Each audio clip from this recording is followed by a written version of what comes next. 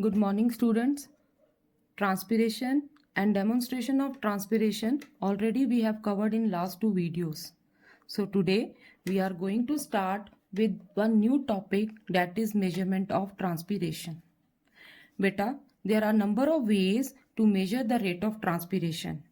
In your book, two methods are given. The first one is weighing method and the second is potometer method. First, we will start with the weighing method. Weighing method is very simplest way to measure the rate of transpiration. In this method, the rate of transpiration is measured by calculating the loss in weight by the plant. For this, we have to take one small size potted plant. Then, pot of the plant along with the soil surface is to be covered with one polythene bag. This is done to prevent evaporation of water from the soil surface. Now, this plant is weighed before and after a particular interval of time. There will be loss in weight of the plant. This loss in weight of the plant is due to loss of water by the plant, that is due to the process of transpiration. So, if we calculate decrease in weight of the plant, we are calculating rate of transpiration. So now another improved way of the weighing method is by the use of wide mouth glass bottle. Now this wide mouth glass bottle is attached to one graduated tube to one of its side through rubber tubing. Now for this experiment, fill the glass bottle with water up to the brim. Then insert one rooted plant, very small size rooted plant in this bottle. Now, before keeping it for rest, mark the initial level of water in this graduated tube. So after keeping it for a certain interval of time, again observe the level of water in the graduated tube. Just see, this is the initial level of water in the tube, and after keeping it for a particular interval of time, again mark the level of water in this graduated tube. There is fall in the level of water. This fall in the level of water is due to loss of water by the plant, and that loss is due to the process of transpiration. So when we subtract final reading from the initial reading, final reading of the level of water from the initial reading of the level of water, we will get the volume of water lost by the transpiration. So by this, we are getting the volume of water lost by the process of transpiration. We can convert this volume of water lost into the weight of water lost. How? All of you know that 1 cubic centimeter is equal to 1 gram. So if a plant is losing 100 cc of water, that is 100 cubic centimeter of water in 1 hour, it means that loss of weight of that plant is 100 gram, as 1 cc is equal to 1 gram.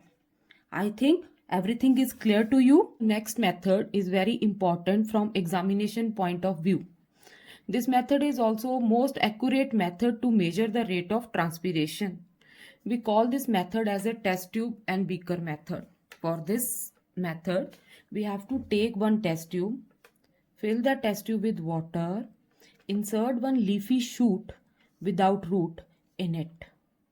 After that, pour 2 to 3 drops of oil to the test tube. This will prevent evaporation of water from the surface. Now after this, place the test tube in a beaker and weigh them together. Then remove the test tube from the beaker. Keep it on a test tube stand for a certain period of time. After the completion of the time, again we have to weigh the test tube along with the same beaker and mark the final level of water in the test tube also. We are going to observe two observations here. The first one, there is decrease in weight of the apparatus, and second is there will be fall in the level of water. Both the observations are due to loss of water by this shoot by the process of transpiration. So, by calculating the loss in weight of the plant or by calculating the volume of water lost by the plant, we will get the measurement of rate of transpiration by this method. So, the next is potometer method. Potometer. If we split this term, it comes poton and meter. Potons means drink and meter to measure. So potometer is a device which is used to measure the water intake by the plant. And as water intake is always equal to water lost by the plant, so that's why we are using this potometer to demonstrate the rate of transpiration also. And for this reason, potometer is also known by one another name, and that is transpirometer. There are different types of potometers. 4 different types of potometers are given in your book, but the detailed study of only Ganong's potometer is there in your syllabus. So 4 different types of potometers are, the first one is Ganong's potometer, then Darwin potometer, Farmer's potometer, and Garrio's potometer. Out of these 4 types of potometer, Ganong's potometer and Farmer's potometer, they are used to demonstrate the water intake by plant. Means they are used to measure the rate of water intake by plant, the water absorbed by the plants. Now Darwin's potometer, it is used to demonstrate the suction force created inside the stem by the process of transpiration. Now the 4th type of potometer is Garrio's potometer. This potometer is used to demonstrate unequal transpiration from the 2 surfaces of a dorsiventral leaf. Now what are dorsiventral leaves? The leaves which have 2 surfaces, and both the surfaces, when they differ in their appearance and structure, we call that type of leaves as dorsiventral leaf. Like the leaves of dicot plant. Like this is one of the example of dorsiventral leaf. Just see, this is the upper surface of the leaf and this is the lower surface of the leaf. Both differ in their appearance. The upper surface is dark in color in comparison to lower surface. And in structure also they differ. The upper surface is covered with a waxy layer known as cuticle. Whereas on the lower surface, most of the stomatal pores are present. These stomatal pores are not visible here, but stomatas are present on the lower surface of the dorsiventral leaf. So as most of the transpiration occur through this stomatal pores only, so more transpiration will occur from the lower surface in comparison to upper surface. So this Garrio's potometer is used to demonstrate this unequal rate of transpiration from both the surfaces of the leaf. Let us discuss Ganong's potometer in detail. Before starting with the working of Ganong's potometer, first we will discuss its structure. Ganong's potometer is made up of long horizontal glass tube which is bent at 2 ends. From front end, it is bent upward where it is attached to wide mouth glass cylinder. From the another end, it is bent downward and this horizontal part is attached to one another glass cylinder which act as a reservoir. One very thin capillary tube is inserted inside this horizontal part of the Ganong's potometer. Opening of that tube is present towards the lower end. Again, this horizontal part of the Ganong's potometer is attached to one scale which is used to take reading during the experiment. Now, working of the Ganong's potometer. For that, first of all, we have to fill this apparatus, entire apparatus with tap water. After filling the apparatus with tap water, insert one leafy twig without roots inside this part, this cylinder, which is attached to the front part of the Ganong spotometer with the help of cork. The another end of the potometer is to be dipped inside a beaker which is already filled with colored water.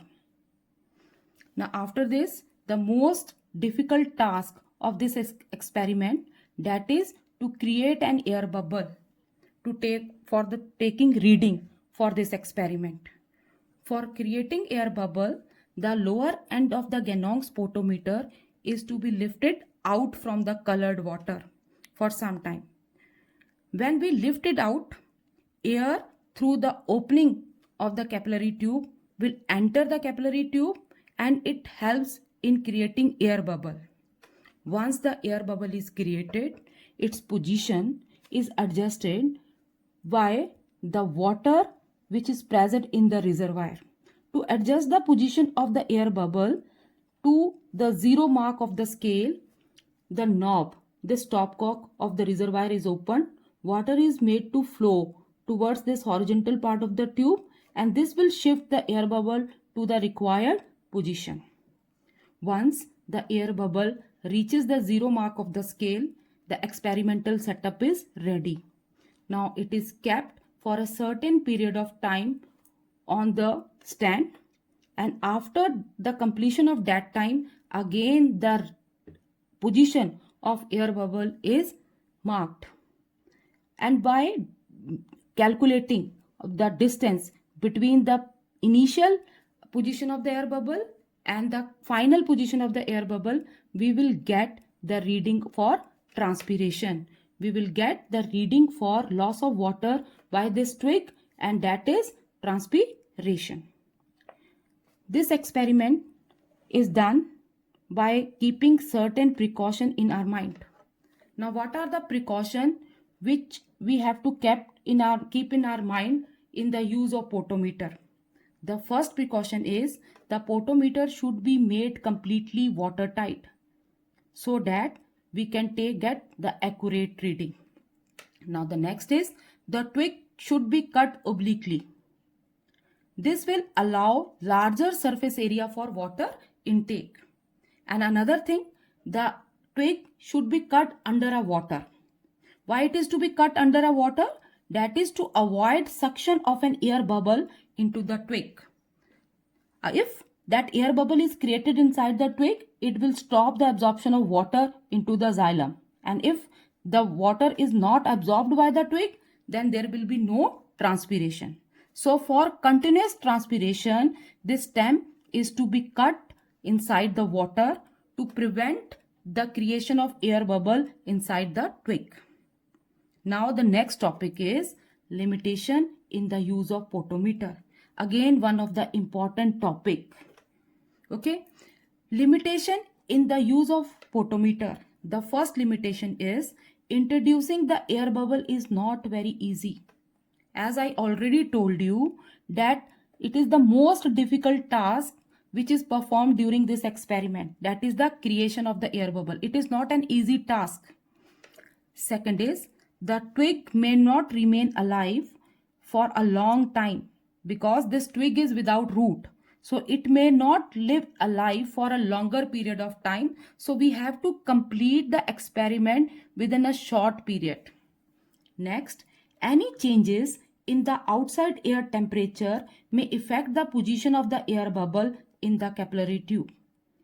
When there are changes in outer condition of the experimental setup, like change in temperature, change in pressure, change in humidity, these all changes will affect the position of air bubble because these changes are affecting the rate of transpiration. So these are the 3 limitations and 2 precautions. Both are important from the examination point of view. Now the next, come to the page number 58. On page number 58, one progress check is given. We will do it right now. The first question of the progress check is, transpiration is best defined as, tick mark the correct option. The answer is evaporation of water from the surface of leaves. That is option C. Second question, In one of the experiments to demonstrate transpiration, we used cobalt chloride paper. What are the characteristics of this paper that suit the experiment? Answer is cobalt chloride paper is blue in color, and when it comes in contact with moisture, when it comes in contact with water, it turns pink. Now the next question is, look at the experiment shown in figure 5.4. Suppose you took a single flower with a long stalk dipping in water instead of a leafy twig. Will it serve the same purpose? Yes or no? Give reason. First of all, paste figure 5.4. So the figure 5.4 is this. So instead of, if we take one single flower along with stalk instead of this twig, will the result same? Yes, the result will be same, because flowers are the modified shoots in which floral parts of the flowers are made up of leaves only. Okay, so your answer will be yes, because flower is a modified shoot in which leaves are converted into floral parts. Now the next is, mention any 2 limitation in the use of potentiometers. Beta 3 limitations are given in your book on page number 57. Out of it, you can write any 2. So today we have completed up to the measurement of transpiration. In next video, we will start with kinds of transpiration. Thank you.